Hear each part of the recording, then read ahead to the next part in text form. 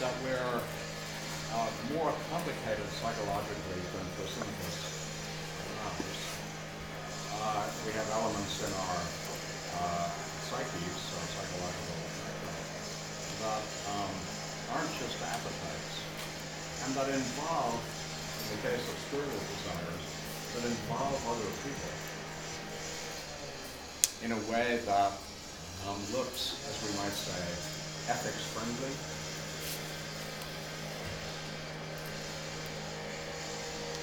Right? It looks like we're not just simple little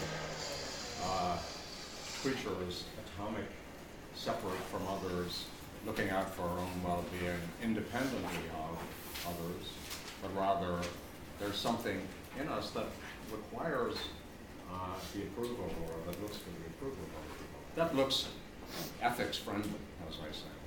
Right? Not necessarily, but it looks ethics friendly. Okay.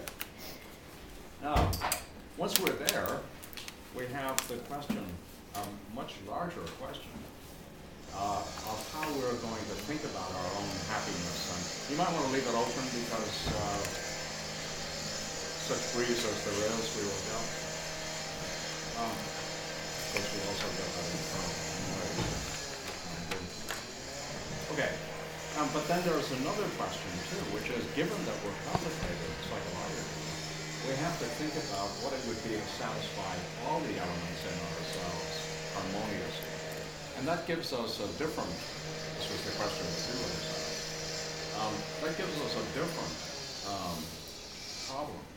In part because if we're just satisfying our appetites, the issue of how to best satisfy them is one kind of problem, right? Or just how do we make sure that they all get satisfied given the way the world is. But when we've got different internal sources of motivation, there's an internal question of how to get them into the right sort of order. And since some of them are, as we'd say, kind of intellectual elements or beliefs, rational desires and so forth, but others aren't, it looks like the project of rendering us harmonious, if we can put it that way, just getting them all to fit together, is a much larger social project than that of simply getting people an education. David, I'd leave it open to some air, and we don't have AC.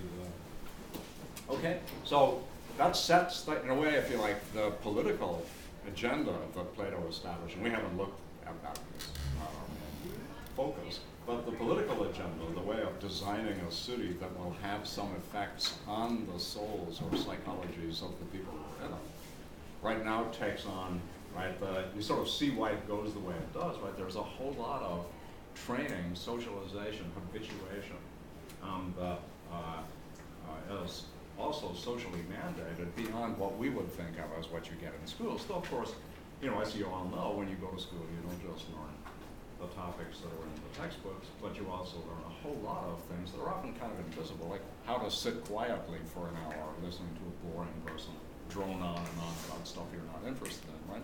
You also learn how to do that. You learn how to organize your thoughts, right? There are a whole lot of things that are not just intellectual, but also have to do with, you get good study habits if you're lucky and bad study habits if you're not. And all of those are part of the story.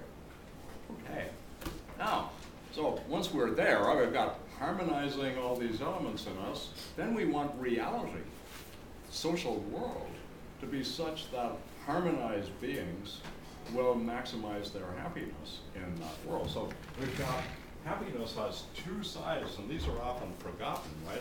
Happiness on the one side is internal, and on the other side it's external, right? The world has to do its bit, right? So maybe you're happy if you've got, an extra cheese pizza and a Coke.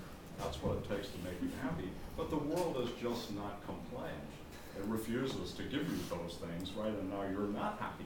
Not because you're not harmonious, you are, but the world, unfortunately, is discordant. So when we look at happiness, we've got a coordinate problem to solve. There's you and the world.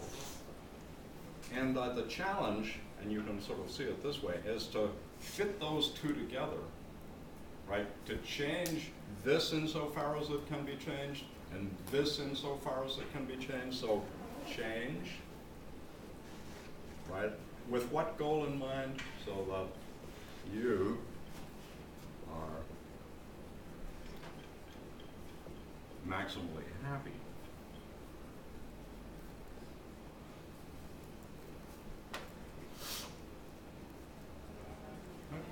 That's the challenge. So, see, Plato takes it on just that way. How am I going to make a social world in which you'll be, in which you live, and how am I going to make you so that when you live there, you'll be